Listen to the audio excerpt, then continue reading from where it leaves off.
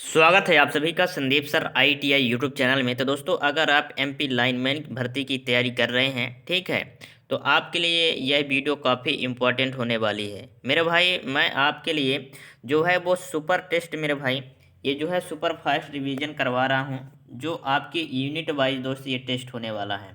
पहले यूनिट दोस्त कंप्लीट हो चुकी है। अगर आप नहीं देखे हैं मेरे भाई तो प्लेलिस्ट में जाएंगे, ठीक है, तो वहाँ से आप क्लिक करके मेरे भाई देख सकते हैं, ठीक है।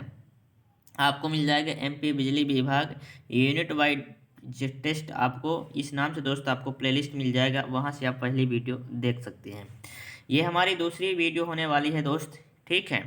और इसमें सभी दोस्त क्वेश्चन करवाने वाला हूँ विभिन्न मानक एवं ट्रेड औजार, ये हमारी यूनिट है, ठीक है। और जितने भी इसमें दोस्त क्वेश्चन हैं सभी क्वेश्चन दोस्त देखने वाला हूँ। इस वीडियो में कंप्लीट जरूर बने रहिएगा। और चैनल में न्यू है, चैनल को सब्सक्राइब कर लीजिए, वीडियो को जरूर से लाइक कीजिए, ठीक है। और अपने दोस्तों के साथ फटाफट दोस्त इस वीडियो को शेयर कर दीजिए। चलिए वीडियो स्टार्ट करते हैं और बारी बारी से के क्वेश्चन का आंसर देखते हैं। और दोस्त ये सुपर फास्ट रिवीजन है, आपको आंसर बताना है, ठीक है। ये रहा पहला क्वेश्चन दोस्त, इसका आंसर बताइए। BIS का पूर्ण रूप क्या है मेरे भाई। वेरी वेरी मोस्ट इंपॉर्टेंट, सभी क्वेश्चन आपके एग्जाम के लिए मेरे भाई होने वाला है। तो BIS का पूर्ण रूप आपको बताना है। तो BIS का जो पूर्ण रूप है मेरे भाई, सभी लोग कमेंट कीजिए क्या होगा इसका सही जवाब। चलिए सभी लोग कमेंट कीजिए मेरे भाई क्या होगा। तो इसका हो जाएगा ब्यूरो ऑफ इंडियन स्टैंडर्ड मेरे भाई। BIS का जो फुल फॉर्म होता है वो होता है ब्यूरो ऑफ इंडियन स्टैंडर्ड। चलिए अगला सवाल ये रहा है आपका, ठीक है। अगला सवाल मेरे भाई ये रहा है आपका, इसका आंसर बताना है। निम्न में से कौन सा कूट अभ्यास BIS स्तुति के अनुसार विद्युत वायरिंग स्थापना से संबंधित है। तो मेरे भाई कौन सा विद्युत वायरिंग संस्थापनाओं से संबंधित है मेरे भाई, वो हो जाएगा IS 302। कौन सा होगा, IS 302, यानी ऑप्शन नंबर बी। अगला सवाल ये रहा आपका मेरे भाई, इसका आंसर बताइए। सभी लोग कमेंट कीजिए मेरे भाई, कितने क्वेश्चन आपके सही हो रहे हैं, लास्ट में आपको कमेंट करना है। टोटल इसमें दोस्त 35 क्वेश्चन है, ठीक है। 35 क्वेश्चन का मेरे भाई ये आपके लिए क्लास लगाई जा रही है, ठीक है। 35 क्वेश्चन में ये दोस्त यूनिट आपकी ख़त्म हो जाएगी, ठीक है।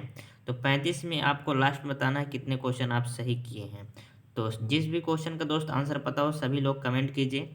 चलिए तीसरा सवाल है मेरे भाई, चलिए इसका आंसर बताइए। प्लायर्स का निर्माण किस धातु के द्वारा किया जाता है। मेरे भाई प्लायर्स का निर्माण जो है वो किस धातु के द्वारा किया जाता है। तो इस्पात धातु के द्वारा दोस्त प्लायर का निर्माण होता है। किसके द्वारा, इस्पात धातु के दोस्त इस्पात धातु। अगला सवाल ये रहा, विकर्ण कटर प्लायर को अन्य किस नाम से जाना जाता है। तो विकर्ण कटर प्लायर को मेरे भाई अन्य नाम से जाना जाता है पार्श्व कटिंग प्लायर के नाम से। किसके नाम से, पार्श्व कटिंग प्लायर के नाम से दोस्त विकर्ण कटर प्लायर को जाना जाता है। चलिए अगला सवाल ये रहा आपका, धातु के छोटे टुकड़ों को बनाने उन्हें आकृति देने के लिए निम्न में से कौन सा प्लायर प्रयोग किया जाता है। तो धातु के छोटे टुकड़ों को बनाने एवं उनको आकृति देने के लिए जो हम प्लायर का इस्तेमाल करते हैं वो प्लायर है दोस्त फ्लैट नोज प्लायर का। किसका इस्तेमाल करते हैं, फ्लैट नोज प्लायर का इस्तेमाल करते हैं, यानी ऑप्शन नंबर सी इस क्वेश्चन का सही जवाब होगा। अगला सवाल दोस्त ये रहा है आपका, इसका आंसर बताइए। चित्र में दिखाए गए प्लायर्स के, ठीक है, इस वाले पार्ट का आपको नाम बताना है मेरे भाई। ये जो बीच में पार्ट है इसको नाम बताना है। तो ये पार्ट का नाम है मेरे भाई पीवेट। क्या नाम है, पीवेट। सभी क्वेश्चन का आंसर दोस्त आपको याद में रख लेना है, ये आपके लिए सुपर फास्ट रिवीजन है, क्योंकि आपके पास अब टाइम बहुत कम है दोस्त, आपका जो एग्जाम है वो नज़दीक आ चुका है, ठीक है। चित्र में किस प्रकार का प्लायर औजार दर्शाया गया है मेरे भाई, ये कौन सा प्लायर है। तो ये मेरे भाई प्लायर है विकर्ण कटर प्लायर। कौन सा है, विकर्ण कटर प्लायर मेरे भाई, कौन सा है, विकर्ण कटर प्लायर, यानी ऑप्शन नंबर सी इस क्वेश्चन का सही जवाब होगा। अगला सवाल ये रहा है आपका, इसका आंसर बताइए। चलिए बताइए दोस्त, 10 सेकंड का टाइम दिया जा रहा है, सभी लोग इसका आंसर कमेंट कीजिए। की होल आरी का प्रयोग किस लिए किया जाता है। की होल आरी का प्रयोग मेरे भाई किस लिए किया जाता है। तो मेरे भाई वक्र रेखा कटिंग के लिए किया जाता है, और किया जाता है आकृति को काटने के लिए हम की होल आरी का प्रयोग करते हैं, यानी इसका सही जवाब क्या होगा, ऑप्शन नंबर डी, बी और सी दोनों के लिए, ठीक है। अगला सवाल, चलिए इसके आंसर बताइए। वैद्युत मैकेनिक के लिए आवश्यक पेंचकस की सैंक की लंबाई कितनी होनी चाहिए।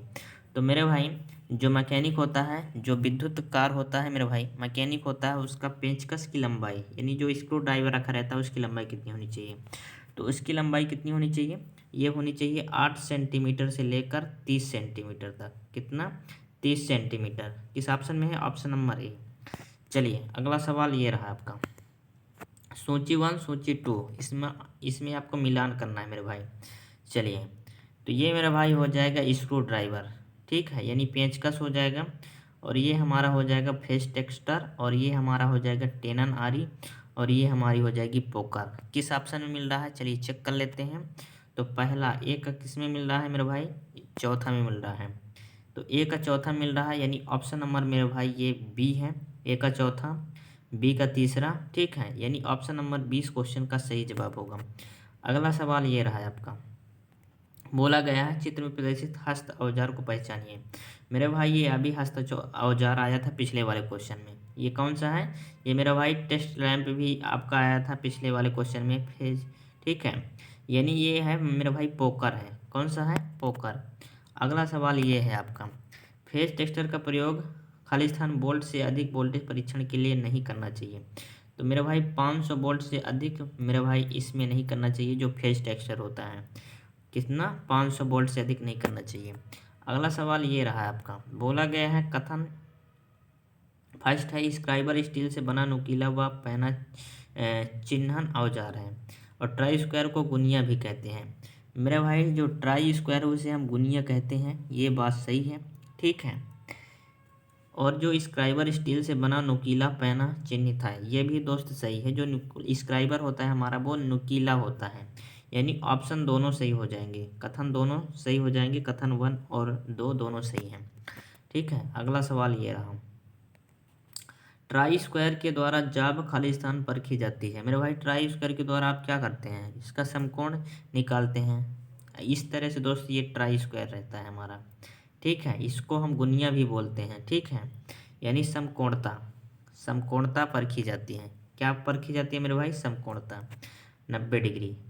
अगला सवाल, प्रिंटेड सर्किट बोर्ड पर छेद करने से पूर्व चिन्ह बनाने के लिए किस औजार का प्रयोग किया जाता है? मेरे भाई जो प्रिंटेड सर्किट बोर्ड होता है, ठीक है, जैसे आप देखे होंगे मोबाइल में लगा रहता है, रेडियो में, टेलीविज़न में, प्रिंटेड सर्किट बोर्ड होता है, ठीक है। उसमें हम चिन्ह बनाने के लिए किस औजार का प्रयोग करते हैं? तो हम करते हैं मेरे भाई पंच का। किसका प्रयोग करते हैं? पंच का करते हैं। तो ऑप्शन नंबर कौन सा होगा? सी हो जाएगा। अगला सवाल ये रहा है आपका, चलिए इसके आंसर सभी लोग कमेंट कीजिए। निम्न में से किसके द्वारा स्थायी मार्किंग का कार्य संपन्न किया जाता है? तो मेरे भाई अगर आपको मार्किंग करना है तो हम किसका उपयोग करते हैं? पंच का उपयोग। स्थायी मार्किंग के लिए किसका उपयोग करते हैं? पंच का, यानी ऑप्शन नंबर डी होगा। चलिए अगला सवाल ये रहा है आपका, हल्के पंच चिन्हों के लिए 30 डिग्री युक्त प्रिक पंच का प्रयोग करते हैं, जबकि साक्ष्य चिन्ह के लिए दोस्त युक्त पिक पंच का हम कितना, यानी 60 डिग्री। कितना? 60 डिग्री।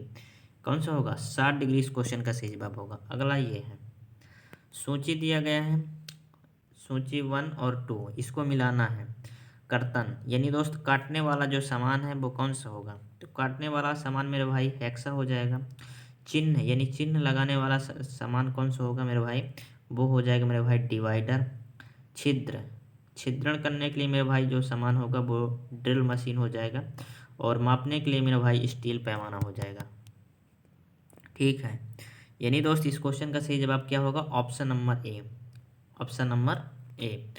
अगला सवाल ये रहा, सेंटर पंच का पॉइंट कोण होता है। मेरे भाई सेंटर पंच का पॉइंट कोण कितना होता है? तो सेंटर पंच की पॉइंट कोण की बात करें मेरे भाई, तो इसका जो पॉइंट कोण होता है वो 90 डिग्री होता है। कितना होता है? 90 डिग्री। चलिए इसका सही जवाब बताइए मेरे भाई, निम्न में से किस औजार को टूल किट औजार में सम्मिलित नहीं किया जाता है? तो टूल किट या औजार में सम्मिलित किसको नहीं किया जाता? पेंचकस को किया जाता है, मल्टीमीटर, चिमटी। हेक्सा को नहीं किया जाता। किसको? हेक्सा को, ठीक है। ये कर्तन वाला औजार है मेरे भाई, हेक्सा। अगला सवाल ये रहा, चित्र में दी गई रेती के प्रकार को पहचानें। मेरे भाई ये कौन सी रेती है? तो इस रेती का नाम हमें बताना है। तो ये मेरे भाई जो रेती दी गई है, ये दी गई मेरे भाई रेती जो है वो है फ्लैट रेती। कौन सी रेती है मेरे भाई? फ्लैट रेती है, यानी ऑप्शन नंबर ए इस क्वेश्चन का सही जवाब होगा। अगला सवाल ये रहा, बोला गया है निम्न में से किस रेती का प्रयोग मात्रा में धातु रेतने के लिए किया जाता है। तो मेरे भाई धातु रेतने के लिए हम करते हैं बस्टर्ड रेती का प्रयोग।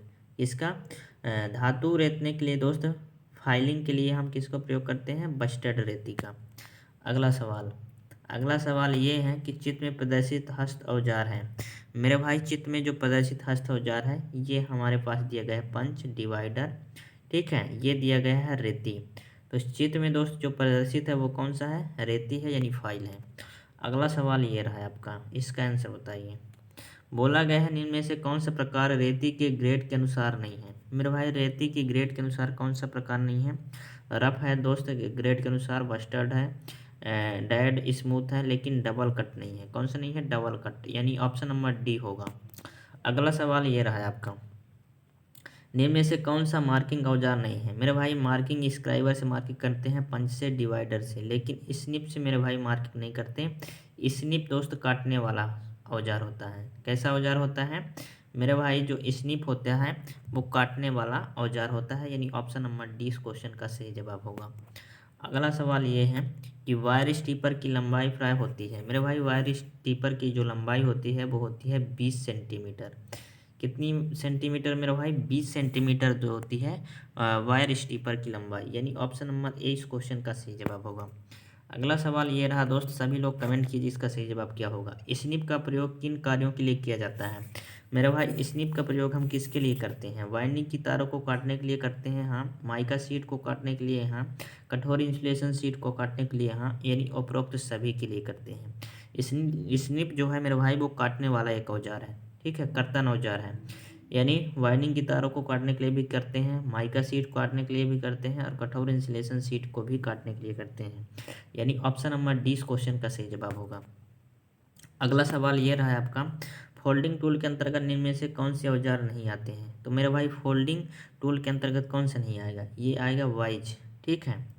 फोल्डिंग टूल के अंतर्गत मेरे भाई ये नहीं आएगा, कौन सा नहीं आएगा, औजार नहीं आते, वाइज नहीं आएगा, ठीक है।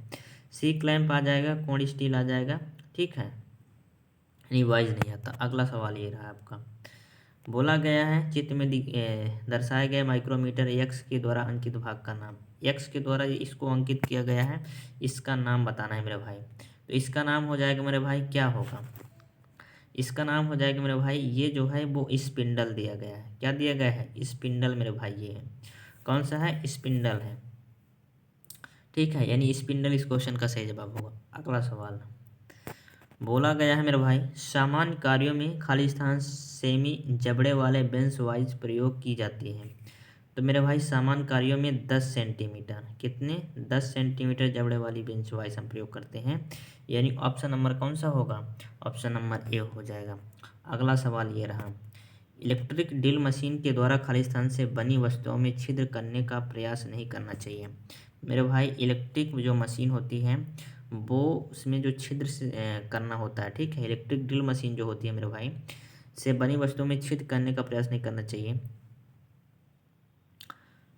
तो टूल स्टील से बनी वस्तु का मेरे भाई इसमें ड्रिल नहीं करना चाहिए, ठीक है, लकड़ी में हो जाएगा, प्लास्टिक में हो जाएगा, ठीक है, लेकिन टूल स्टील में दोस्त ड्रिल नहीं करना चाहिए। ऑप्शन नंबर ए इस क्वेश्चन का सही जवाब होगा। अगला सवाल ये रहा, बोला गया है ड्रिल बिट का वह भाग जिसे पकड़कर ड्रिलिंग मशीन द्वारा उसे चलाया जाता है कहलाता है। तो मेरे भाई ड्रिल बिट का वह भाग जिससे पकड़कर ड्रिलिंग मशीन द्वारा उसे हम चलाते हैं उसे हम क्या कहते हैं, सैंक कहते हैं मेरे भाई। क्या कहते हैं, सैंक कहते हैं दोस्त। और जो बिट लगी होती है मेरे भाई वो ड्रिलिंग मशीन जिससे हम होल करते हैं बिट लगी होती है, ठीक है, और ये मेरे भाई हो जाएगा सैंक।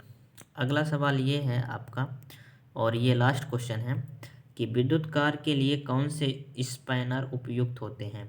विद्युत कार के लिए मेरे भाई कौन सा स्पैनर का उपयोग करते हैं। तो डबल एंडेड स्पैनर का हम प्रयोग करते हैं विद्युत कार के लिए। कौन से स्पैनर का, डबल एंडेड स्पैनर का, यानी ऑप्शन नंबर 20 क्वेश्चन का सही जवाब हो जाएगा। तो मेरे भाई इस वीडियो में आज के लिए बस इतना ही मेरे भाई, ये यूनिट हो चुकी है कंप्लीट। अब दोस्त नेक्स्ट यूनिट में आपसे मिलते हैं। वीडियो कैसी लगी आपको ज़रूर कमेंट करना है, ठीक है। आपका जो जितने भी दोस्त यूनिट हैं सभी यूनिट को दोस्त फटाफट रिवीजन करना है, ठीक है। और दोस्त आपका जो एग्ज़ाम है वो बहुत नज़दीक आ चुका है, इसलिए आपको जितने भी यूनिट दोस्त आपके लिए लगातार सारे यूनिट का क्वेश्चन दोस्त आपके जो है वो सुपर फास्ट रिवीजन के अंतर्गत दोस्त आपको सभी जो है वो सभी करवा दूंगा। ठीक है, तो वीडियो कैसी लगी ये आपको कमेंट जरूर करना है। चलिए, वीडियो अच्छी लगी तो वीडियो को लाइक कीजिए और चैनल को सब्सक्राइब कर लीजिए। चलिए मिलते हैं नेक्स्ट वीडियो में, तब तक के लिए जय हिंद, वंदे मातरम।